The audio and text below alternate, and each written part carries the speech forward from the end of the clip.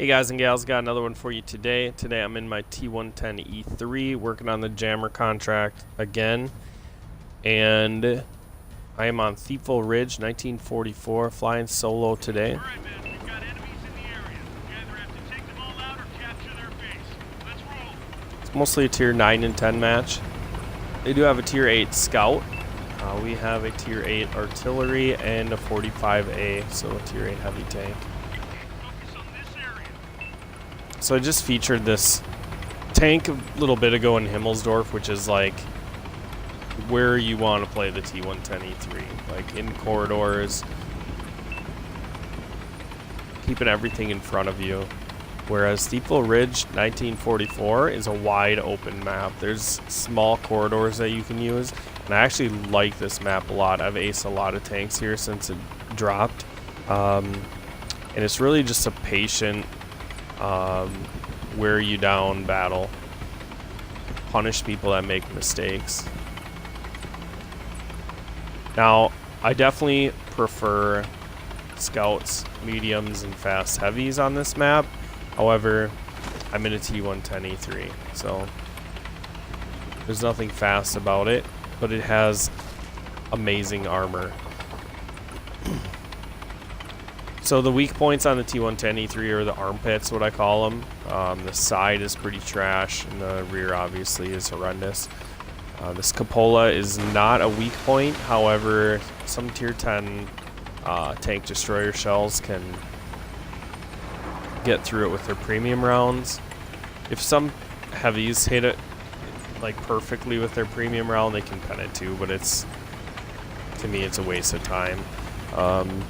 If it is hull down and you can't really just go a different direction, then I would just throw HE at the cupola, or alternatively at the front drive wheel. Even if it's looking at you, try to do like a shot inside of the drive wheel, and the HE might get you some penetration, and you'll keep the tank tracked. Alright, so a map I'm really comfortable in. I feel like I'm in full control on this map.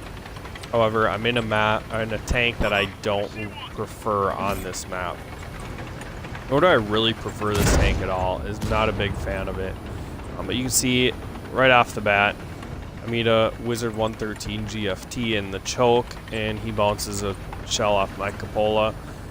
Then a Death Star pulls up, and he looks at me right away, and I miss my shot into his drive wheel. However, then an IS-4 pulls around behind me, and as soon as IS-4 pulls up, the Death Star stopped looking at me and looked straight at him. Now there's the little hill in front of me, and that's covering my lower plate. And then there's also the rock in front of me. I know my left side's covered for sure. My right side might be exposed a little bit. But now they got Ship Barn, Death Star, and a Wizard GFT in that choke. So I want to try to pull them out for artillery support, and maybe my heavies come help me. My heavies chose to go down the river, and I don't really blame them for that, because pushing through this little alleyway that I'm in is a tough push, especially when they have artillery. So I haven't taken any damage yet, and those are some of the biggest guns in the game right there.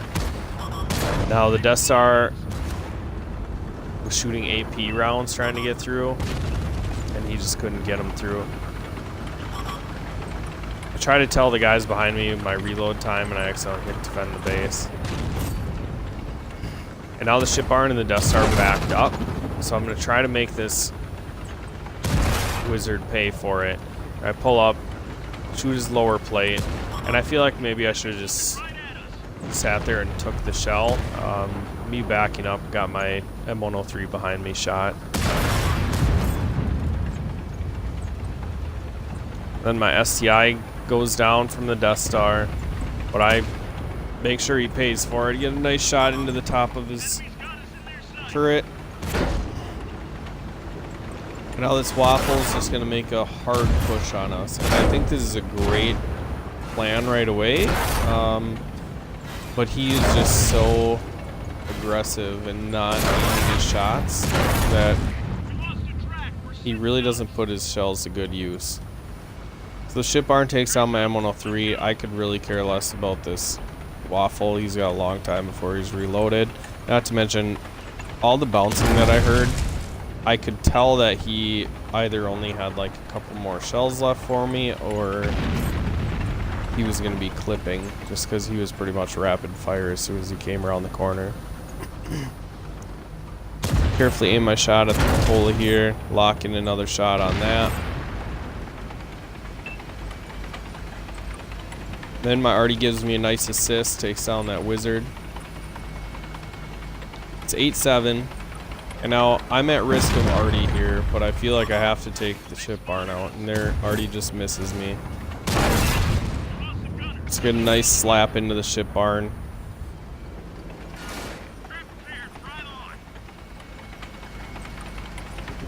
And then my arty slams him too, so nice work between me and arty. I don't know that my heavies did a whole lot for me. I feel like I kind of bailed on them after I shot backing up. Exposed them a little bit, and I should have just stayed up onto the choke, but we got through it. It's 11-7. I have bounced a lot of big rounds on this tank.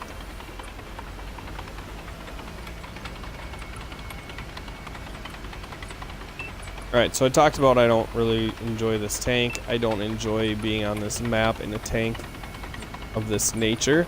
So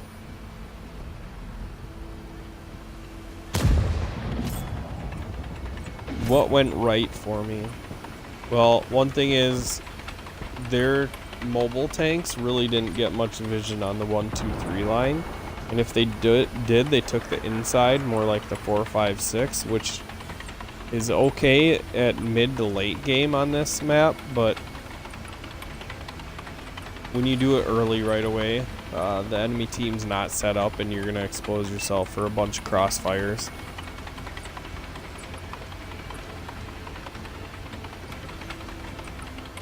Everything pretty much stayed in front of me besides the Waffle E100, which helps in the T110 E3.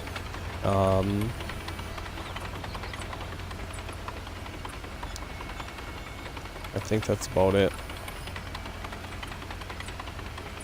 If you want to be successful in this tank, wiggle, make sure you can get your tracks on quickly.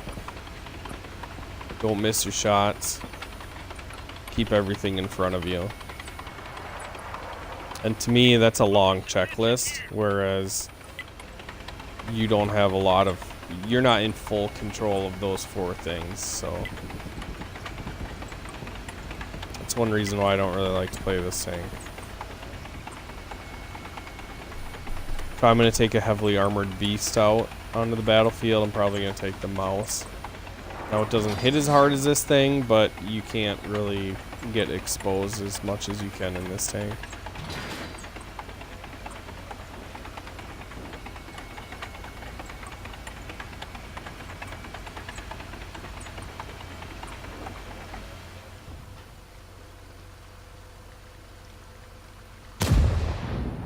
Carefully aim at that Centurion, and he pulls forward right as I pull the trigger, so my shell goes right behind him.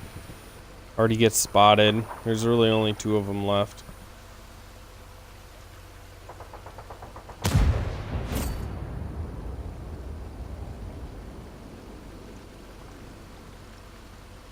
That time I don't miss. I get a nice shell right into his butt, and he is down to 207 hit points.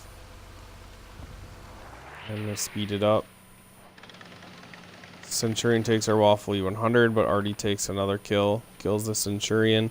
And I'm looking at my mini-map. I see that we got Tank Destroyer coming down the 0 line. And Artie gets spotted, but before I can aim or pull the trigger, the Death Star shuts him down.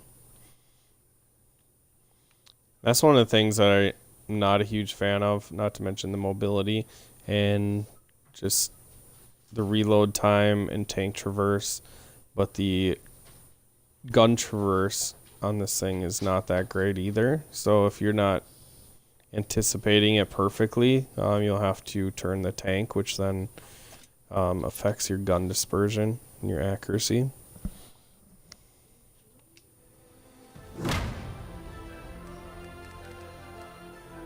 But we do throw down an ace tanker with 5,300 damage, 7,300 blocked, and 1,000 assisted. So we get a steel wall. Take top dog. Our Shabarn had 4,400 damage, 3 kills.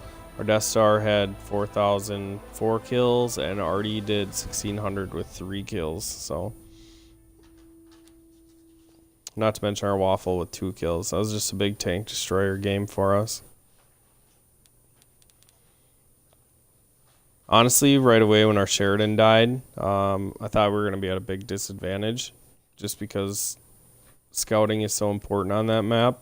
But they didn't take advantage of that. They kind of just sat up on their sniper hill and got slowly picked off. Centurion had a heck of a game, though, with 7,400 and 2 kills.